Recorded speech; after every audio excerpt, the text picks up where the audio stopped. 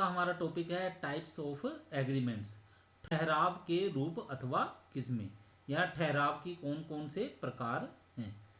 तो ठहराव के बारे में आप पहले जान चुके हो कि ठहराव क्या होता है। अब हम उसकी किस्मों के बारे में जानते हैं। ठीक है, तो किस्में क्या है, हम इनका वर्गीकरण कर रहे हैं। तो पहले वर्गीकरण के आधार पे जो पहली किस्म बनती है वो है हमारे पास जो आधार है वर्गीकरण का, ठीक है, वो है उत्तरदायित्व के आधार पर।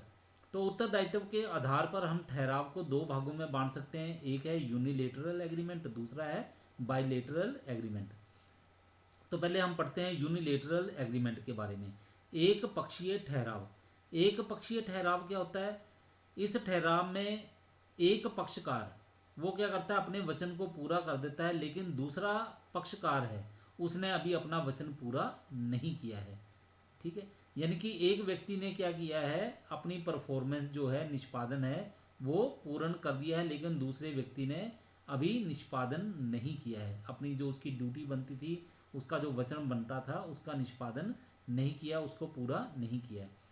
तो इसको हम ऐसे भी बोल सकते हैं, ऐसे ठहराव जिनमें एक पक्षकार द्वारा अपने वचन या दायित्व का निष्पादन पूर्ण कर लिया है, लेकिन दूसरे पक्षकार को अपने वचन या दायित्व का निष्पादन करना शेष रहता है, एक पक्षीय ठहराव कहलाता है।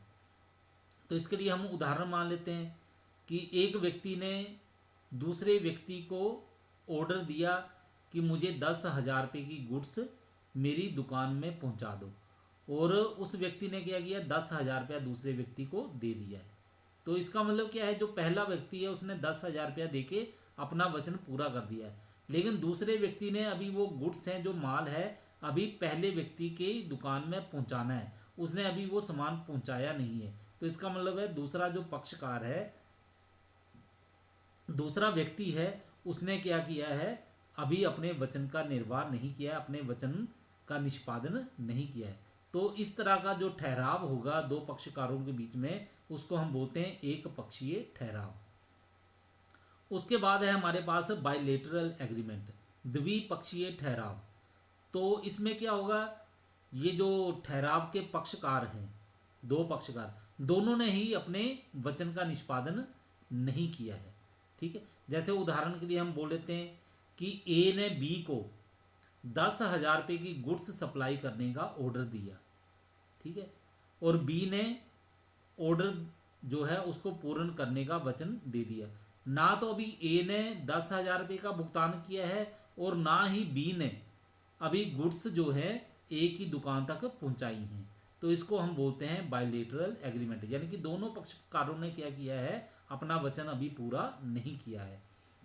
इसको हम लोग ऐसे ही बोल सकते हैं, ऐसे ठहराव जिनमें दोनों पक्षकारों को अपने अपने वचनों का निष्पादन करना शेष रहता है और एक का वचन दूसरे के लिए प्रतिफल होता है, द्विपक्षीय ठहराव कहलाते हैं। इस प्रकार के वचन रेसिप्रोकल प्रोमिस कहलाते हैं, यानी कि पारस्परिक वचन कहलाते हैं। अब इसके बाद जो दूसरा आधार है इनका वर्गीकरण के लिए, वो क्या है, based on mode of creation, रचना के आधार पर। तो रचना के आधार पर ये ठहराव जो है, इनको हम फिर दो भागों में बांट सकते हैं। पहला भाग जो है वो है एक्सप्रेस एग्रीमेंट, यानी कि स्पष्ट ठहराव। स्पष्ट से साफ ही पता चल रहा है कि स्पष्ट का मतलब है कि जो भी ठहराव है उसके बारे में स्पष्ट उल्लेख किया गया है, या तो बोल के या फिर लिख कर। ठीक है, तो ऐसे ठहराव जिनको बोलकर या लिखकर व्यक्त किया गया हो, उनको हम बोलते हैं एक्सप्रेस एग्रीमेंट, यानी कि स्पष्ट ठहराव। जब प्रस्ताव एवं स्वीकृति स्पष्ट शब्दों में, मौखिक या लिखित रूप में पक्षकारों के द्वारा व्यक्त की जाती है, तो ऐसे ठहराव को स्पष्ट ठहराव कहते हैं। तो इसमें क्या है, ए ने बी को आदेश दिया कि वो 20,000 रुपये की गुड्स मेरी दुकान में पहुंचा दे। ठीक है, तो ये लिखित आदेश दिया है या फिर मौखिक आदेश दिया है, पर ये क्या है, ये स्पष्ट ठहराव है, क्योंकि यहाँ पे साफ पता चल रहा है कि 20,000 रुपये की गुड्स जो है वो मांगी जा रही है। ठीक है, लिख के दिया गया है ये ठहराव जो है, या तो लिख के किया गया है या फिर बोल के किया गया है। ए ने बी को कहा 20,000 रुपये की गुड्स मेरी दुकान में पहुंचा देना, और बी ने उसके लिए सहमति दे दी कि ठीक है मैं पहुंचा दूंगा। तो ये क्या है, ये स्पष्ट ठहराव है। इसके बाद इसमें जो दूसरी किस्म है वो क्या है, वो है इम्प्लाइड एग्रीमेंट। इसको बोलते हैं गर्भित ठहराव। तो यानी कि जो ठहराव स्पष्ट नहीं होगा उसको हम बोलेंगे कि ये गर्भित ठहराव है। इसमें क्या होता है, इसमें ये जो पक्षकार होते हैं, पार्टीज होती हैं, इनके आचरण से पता चलता है कि उन्होंने ठहराव कर लिया है या नहीं। ठीक है, जैसे हम उदाहरण के लिए मान लेते हैं कि एक व्यक्ति किसी होटल के अंदर एंटर होता है, ठीक है, और खाने का ऑर्डर मंगवा लेता है। तो इसका मतलब क्या है कि उसने खाने के लिए ऑर्डर दिया है, ठीक है, खाना मंगवाया है, तो इसका मतलब है कि उसको अब उस खाने का भुगतान भी करना पड़ेगा। ठीक है, अब वो खाने के भुगतान करने के लिए वो मना नहीं कर सकता कि हमारे बीच में तो ऐसा ठहराव नहीं हुआ है।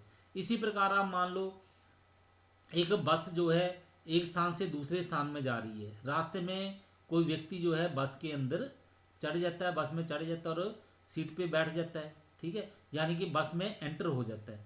तो इसका मतलब है बस वाले ने उसको बस में बैठने के लिए नहीं कहा, ना ही उसने कहा था कि मुझे बस में बैठना है। ठीक है, लेकिन वो बस में बैठ गया, तो इसका मतलब है उनके बीच में ठहराव हो गया है। वो जो व्यक्ति बस के अंदर बैठा है अब उसको किराए का भुगतान करना पड़ेगा। वो जहाँ भी उतरेगा उसको वहाँ तक का जो किराया बनता है वो बस के कंडक्टर को देना पड़ेगा। इसको हम इस तरह से भी एक्सप्लेन कर सकते हैं, जो ठहराव स्पष्ट नहीं है वे गर्भित ठहराव कहलाते हैं। इस प्रकार के ठहरावों की ये विशेषता होती है कि इन्हें बोलकर या लिखकर साफ साफ प्रकट नहीं किया जाता है।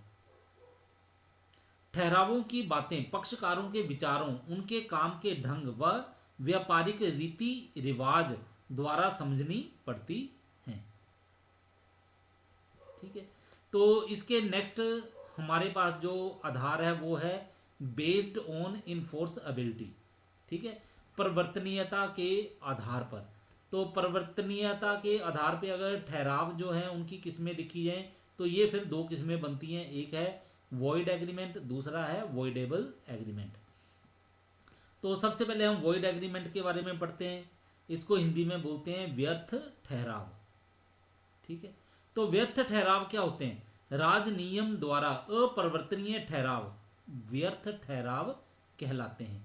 यानी कि वो वाले ठहराव जिन्हें कि कानून द्वारा लागू नहीं किया जा सकता, राज नियम द्वारा उनको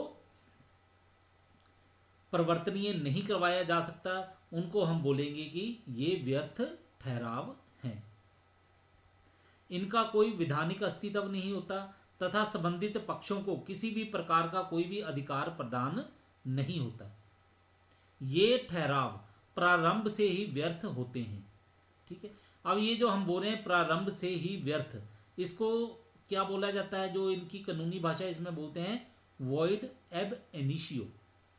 वॉइड एब इनिशियो यानी कि ये ठहराव क्या हैं, ये वॉइड एब इनिशियो होते हैं। उदाहरण के लिए किसी अवयस्क व्यक्ति के साथ किया गया ठहराव व्यर्थ ठहराव होगा।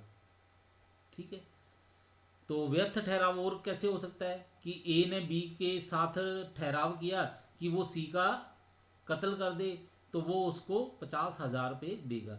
तो ये क्या है, ये भी वॉइड एग्रीमेंट है, इसको परिवर्तनीय नहीं करवाया जा सकता। इसके बाद आता है हमारे पास वॉइडेबल एग्रीमेंट। तो इसको हिंदी में बोलते हैं व्यर्थनीय ठहराव। कोई ठहराव जो केवल एक या अधिक पक्षकारों की इच्छा पर परिवर्तनीय हो परंतु दूसरे पक्षकार या पक्षकारों की इच्छा पर परिवर्तनीय ना हो, व्यर्थनीय ठहराव कहलाता है। तो इसका मतलब क्या है कि इसमें दो व्यक्तियों के बीच में ठहराव हुआ है, लेकिन एक व्यक्ति जो है उस ठहराव को मानने से इनकार करता है। ठीक है, तो इसको हम कहेंगे कि ये वॉइडेबल एग्रीमेंट है। तो ये जो वॉइडेबल एग्रीमेंट होते हैं ये कब होते हैं, ये तब होते हैं जब ये ठहराव जो हैं उत्पीड़न, अनुचित प्रभाव, कपट या मिथ्या वर्णन द्वारा प्रेरित हों। ठीक है, तो इसके बारे में आपने पहले भी पढ़ा था और डिटेल में इसके बाद आगे जो लेक्चर आएंगे उसमें हम लोग पढ़ेंगे। तो वॉइडेबल एग्रीमेंट में क्या है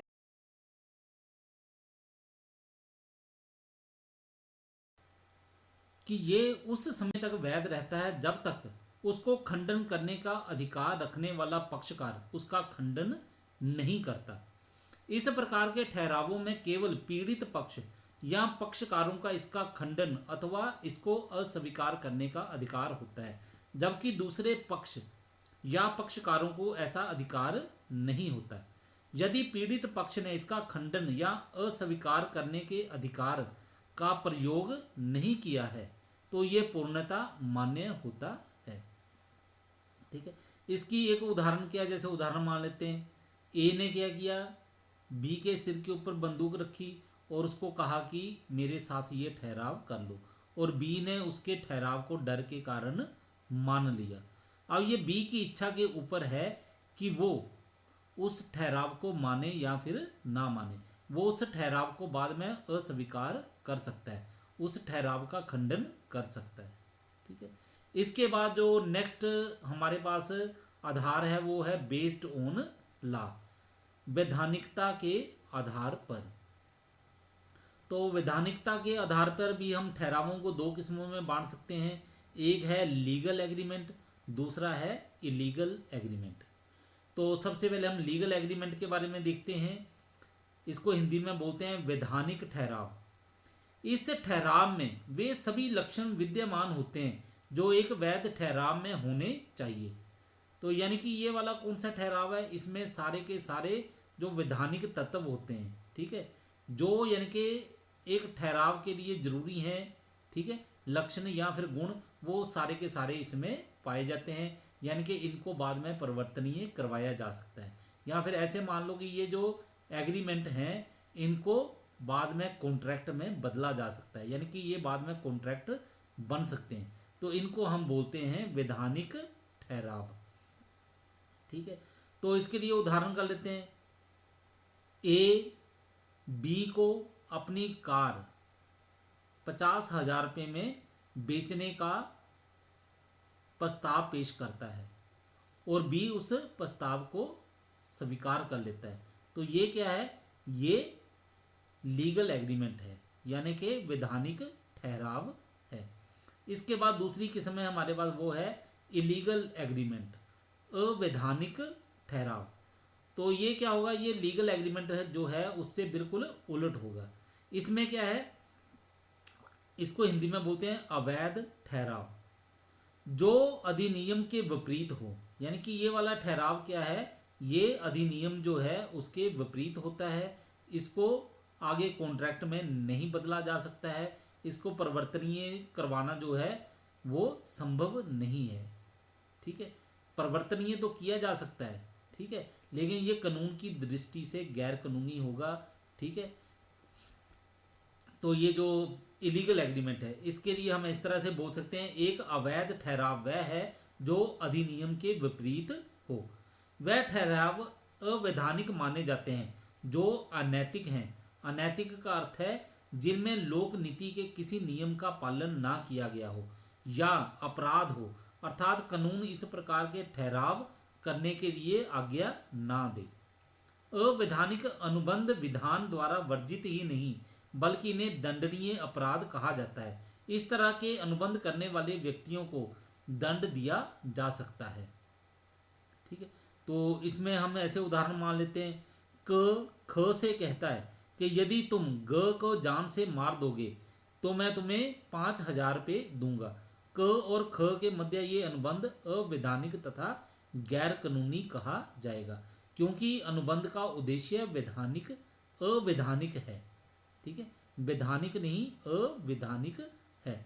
यदि ख ग को जान से मार देता है तथा क ख को रुपये नहीं देता, तब ख रुपया वसूल करने के लिए न्यायालय में नहीं जा सकता, क्योंकि वह स्वयं भी फंस जाएगा। तो इसके आगे की जो किस्म है, आधार है हमारे पास, वो है बेस्ड ऑन परफॉर्मेंस, निष्पादन की सीमा के आधार पर या निष्पादन के आधार पर। तो इसकी पहली किस्म है एग्जीक्यूटेड एग्रीमेंट, दूसरी है एग्जीक्यूटरी एग्रीमेंट। तो पहला हम पढ़ते हैं एग्जीक्यूटेड एग्रीमेंट। इसको हिंदी में बोला जाता है निष्पादित ठहराव।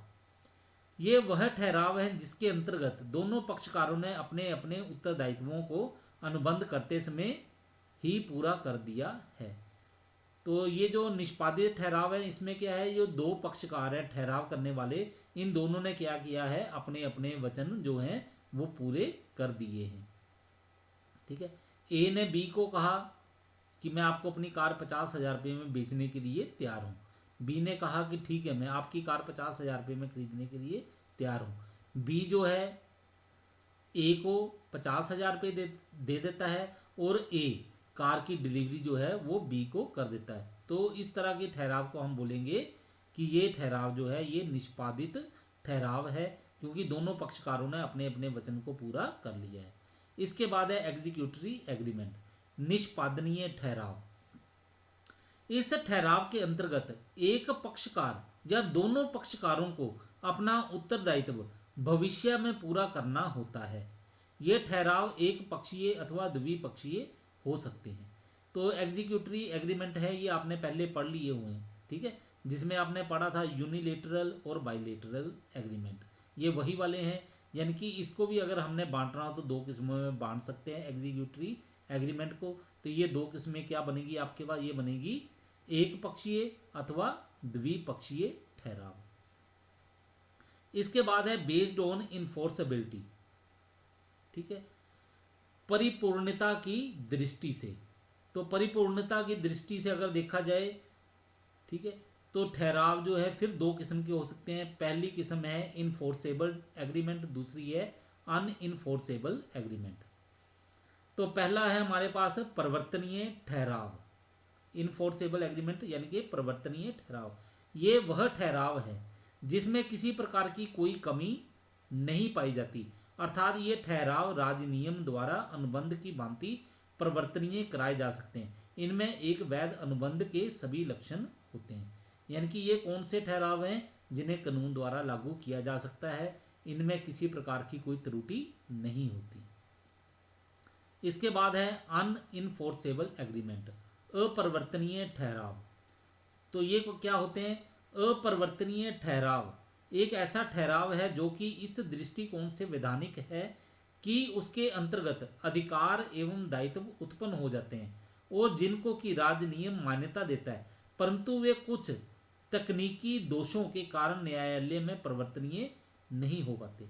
तो ये अनइनफोर्सेबल एग्रीमेंट क्या है, ये ठहराव तो ठीक है लेकिन इनमें क्या है, कुछ ना कुछ कमी है, कोई तकनीकी कमी है, कोई तकनीकी दोष है जिसके कारण इनको परिवर्तनीय नहीं करवाया जा सकता है। तो इसके लिए हम उदाहरण मान लेते हैं। वाद प्रस्तुत करते समय, ठीक है, वाद का मतलब है मुकदमा दायर करना, कोर्ट में केस दायर करना है।